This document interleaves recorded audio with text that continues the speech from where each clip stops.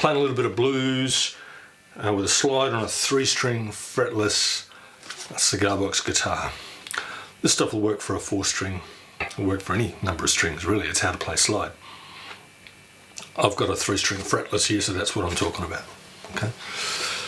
A couple of things I want to talk about in this video. First of all, technique. That's easy. It's this hand and then it's this hand. But if you don't get that right, forget everything else.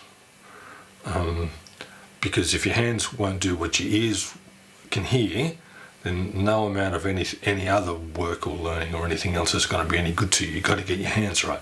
So there's a lot of stuff in here about how to get your hands right, your fingers right.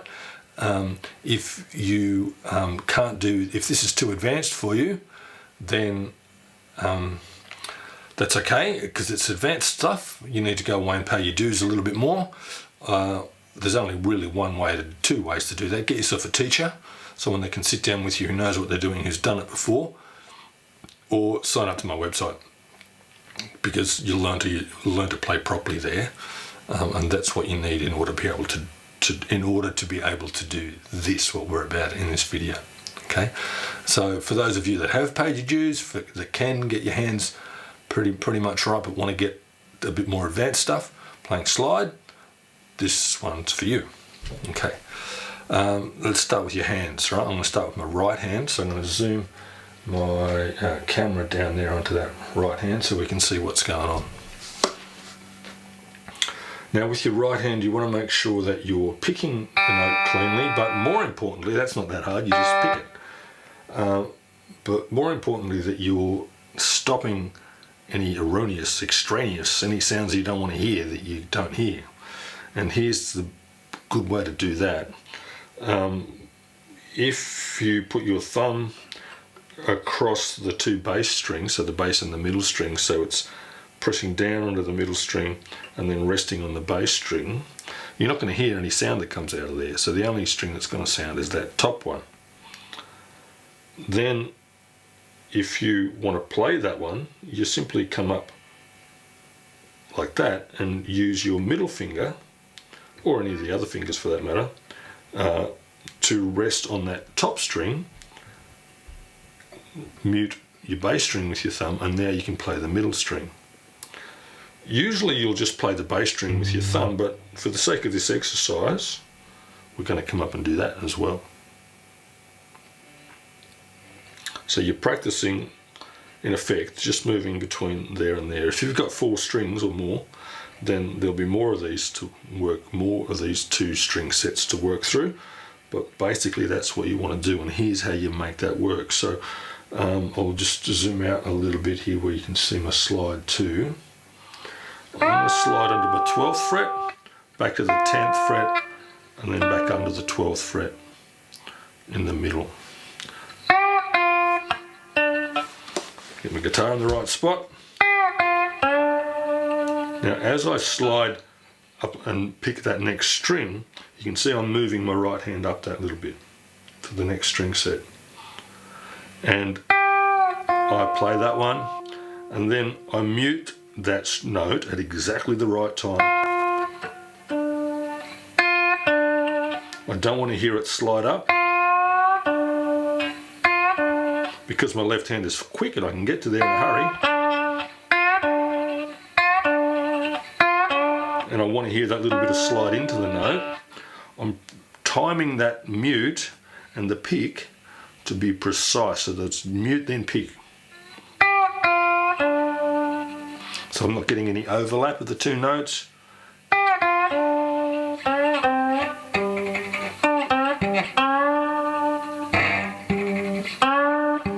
So you want to be able to time and coordinate when you're muting and when you're picking. A good left hand exercise that will help you with that. First of all, I'll just show you a few basics with your left hand. So accuracy is the main thing. Even if you're playing notes that aren't necessarily in tune, you know, perfect on the fret on the piano notes, because you can do that with a slide, or even bending notes, you can do that. But you want to be accurate. You want to do it deliberately, not just because you're a mess, right? So here's how you do that. Your slide has to be in the right position, first of all, usually just over the dot, if you've got the dots in the right spot. And do not press down, even a little bit. Listen to this. That's a light touch. If I press in a little bit, it's still a clean note because I've got such a high action on the guitar, but it's out of tune, it's too sharp, and it's, no, I don't want to do that. You've got a really light touch. Bring it back so it's as light as you can get it before it starts to do that. And that's what you want. So the guitar has to be in the right position, it's pointing down that way. All the basics that we talk about in the course have to be right. All the little 1%ers, you get all those right first. And then we're looking at these more advanced exercises. So to get that note right, really light touch and fall into it. Once you're there, tiny little movements, and experiment with those.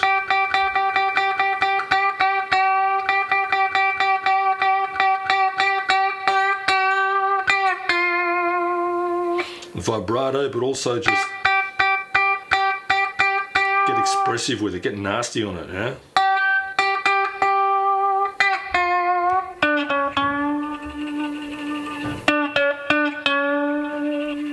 Here's a little exercise to help with that. So I'm going to move from the 12th fret to the 11th fret on all 3 strings. You're going to pick up and down. So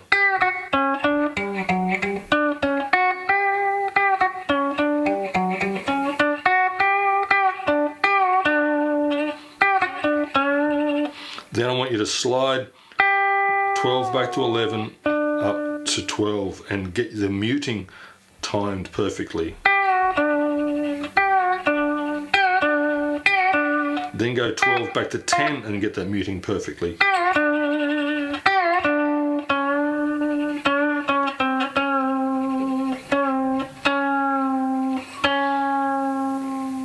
Time your sliding, especially out of that flat 5 note. We'll talk about scales in a minute. Be clean and precise. Practice that slow movement as well as the fast ones.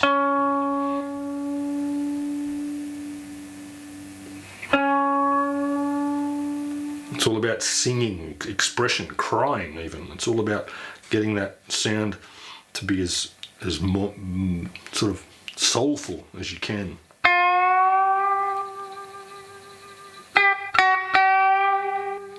And you won't get that if your technique's not really, really accurate and solid. So you've got to practice that.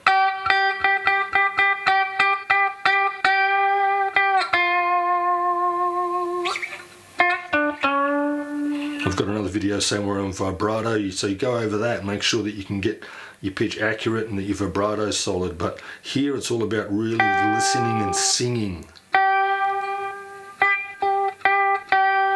Getting those tiny little microtones right, and then use them in your playing. So if I want to just play one note, just that top note,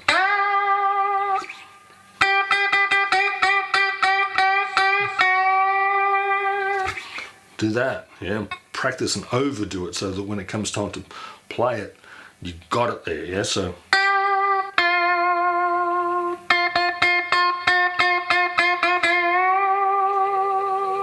yeah, really dig in. Now, practice getting that.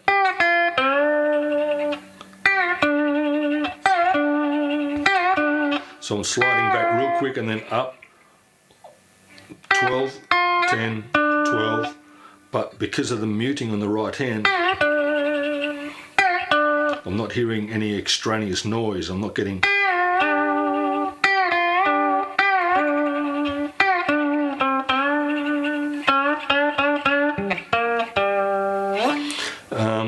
that reminds me, we've got to have a look at these scales. So a blues scale in this position here, we've got the 1 note on the 12th fret, the 10th fret, there's the flat 7, the 5 on the 12th, the flat 5 on the 11th, the 4 on the 10th.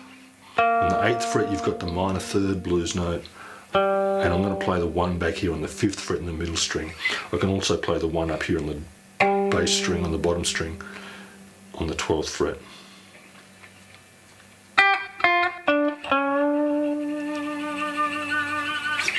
So there's a little lick using that, using all those ideas we just had. So 1, flat 7, slide the flat 5 up to the 5 with some grease on it, yeah?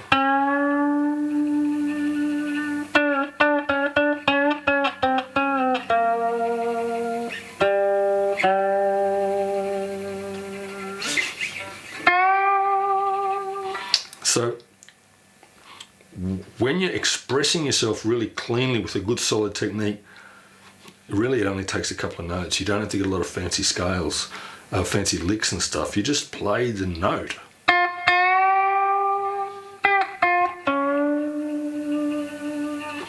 And listen, and then vary that a little bit. So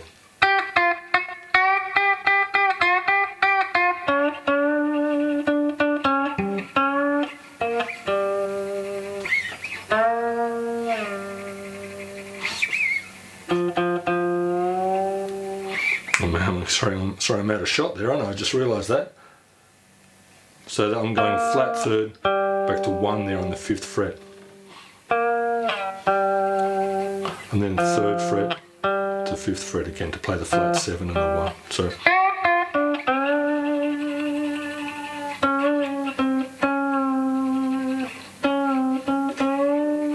So I'm playing that 11th fret there, the flat 5.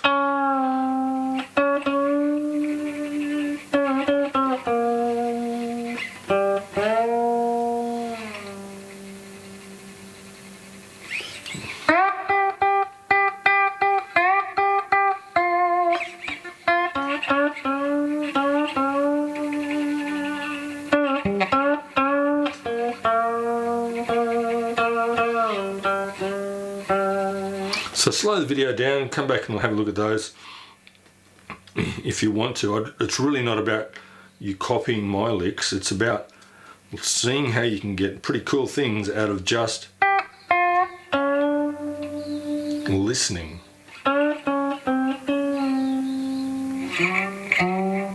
And experimenting. So that note there, that flat 3rd, on the middle string is the only one you don't have down here, so you've kind of got to make a deliberate choice to get back to there. You've got a big jump from 4 to 1 if you stay up here, and you use that flat 3rd to bridge that gap. Also because you want to hear that bluesy sound. Yeah, so get your technique really honed with these exercises. And then just listen. Use these couple of notes. Understand their function and experiment. Yeah. Play your stuff. Don't be trying to just be a parrot. You know, hey, what do I play? What do I play? What do I play? You play what you want to play because you've paid your dues and you've got your hands working. Yeah? Cheers.